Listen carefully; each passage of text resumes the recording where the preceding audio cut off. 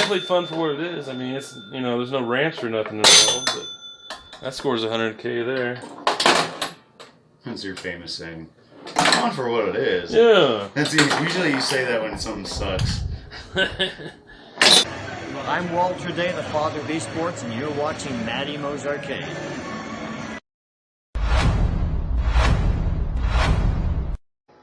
Hello. I knew you were gonna do something dumb. Welcome to Arcade Bottomfeeders, episode 19.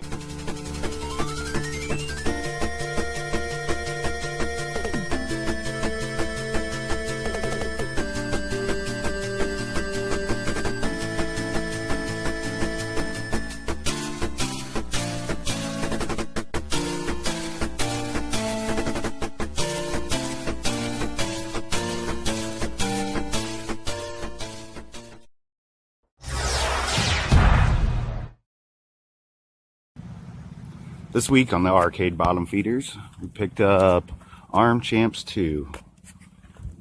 It is an arm wrestling game. I've seen a couple different videos where sometimes it looks like you're arm wrestling robots or people. I'm not sure which version this is, or if you can choose in-game. And it's untested. We got it for 75 bucks. The guy plugged it in and it didn't do anything, but he didn't pull the interlock switch, so hopefully that's all it is. And we'll be right back after we get it set up, and hopefully we can get it going here in a minute. This is the moment of truth. Like Doc Brown. No, that's a Chevy Chase. Doc Brown does that too. He just runs out of room. No, nothing. Nothing? Hopefully it's a fuse. You try pulling the switch? I gotta open the back door. It's odd that it'd be totally dead.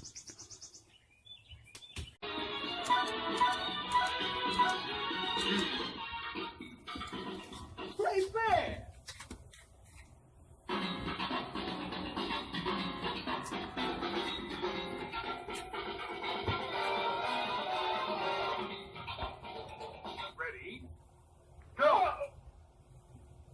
I won't give up. 1, 2, 3. You win!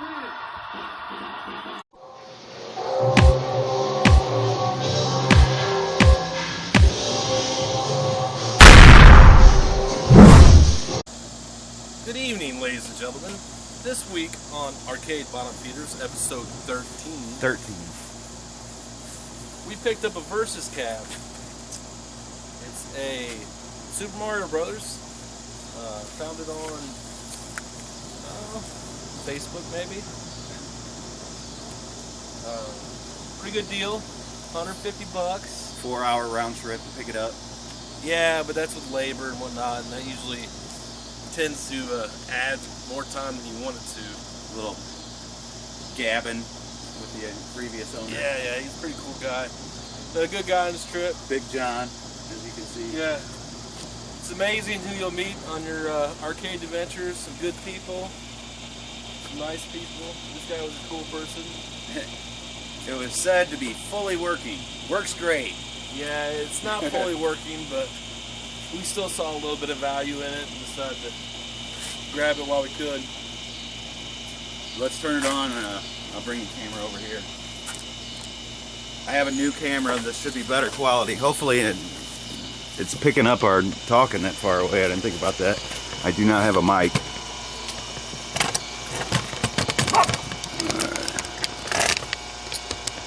Yeah, we have a little bit of distortion, as you might call it. Definitely needs a cap kit. And the audio amp needs cap. That's what that hum is. Yeah, you're hearing that buzz. But, as Matt said before, it did have a bonus. It had an extra Versus board. The PPU on the RBI card was bent all the hell. I straightened out the pins, got them back in there, popped into my dual Versus, and it came up and played. So, got a Versus RBI daughter card and a Versus board for, you know. Yeah, you got your money's worth just in boards. Oh yeah, well the Super Mario board is 150, probably 200 at this point alone. Here's the inside.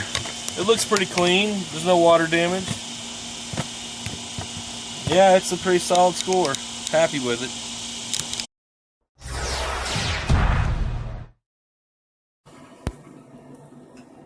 This is Kickman. $15 Goodwill buy. That's right, 15 bucks. All right, now do your explanation. Well, on the first level, you want to kick each balloon up and then pop it on the top of the head of the Kickman. That's to get max points, right? If you do that, yeah, you'll get a bonus. If not, you'll just get the points that the balloon's worth. Since I already missed one, I can't get the bonus, so I'll just pop it more or less.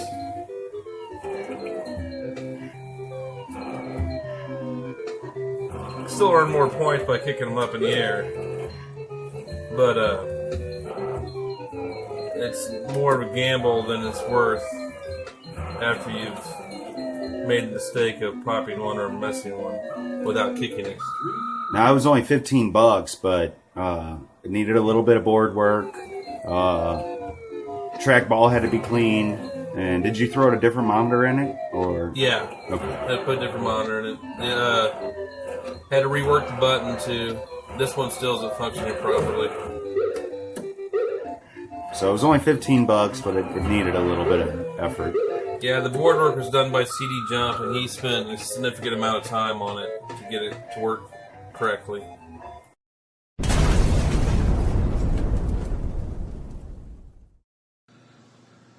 Good evening, ladies and gentlemen.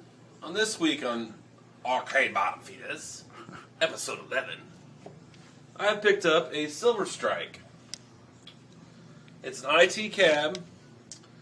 I found it through searches and whatnot. Let go, right? Maybe.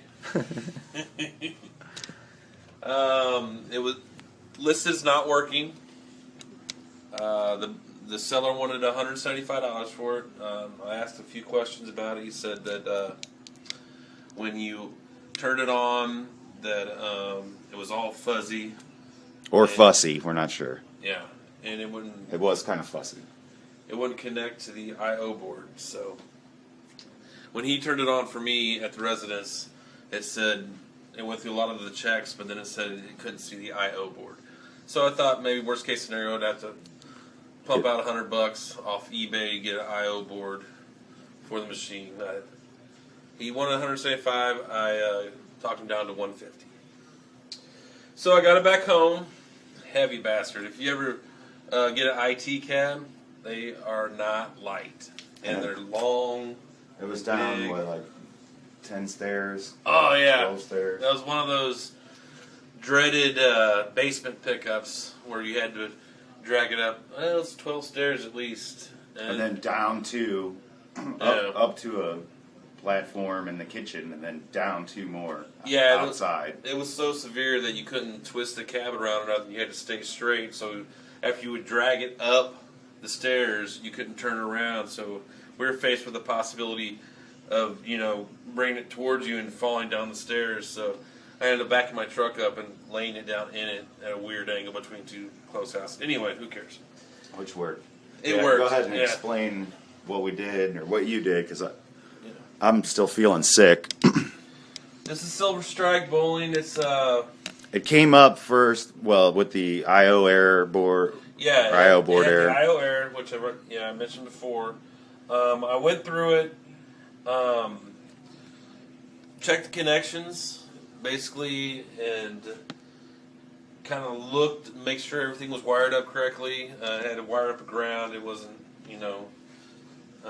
when it first turned on, it had a graphical glitch. You could see the bowler was invisible, but he was there, and then there's pixelation all over the screen. There's like little blacked out blocks all over. Right. You could see it, but it wouldn't. It looked like, if an older PCB with ROM chips, you would think you would have to remove some chips and reseat the chips and fix the error. But this has a PC in it and a I/O board, so it's, less than, or it's not chip related as much as it could be like a card inside the PC that you might have to reseat and put back in, like a video card. That's what we were going to do. Anyway, after messing with the connections, Came on. Yeah, I walked off to get a light for the top, but didn't have a light. And I came back in the room, and Matt was asking me what the hell I did. And I was like, well...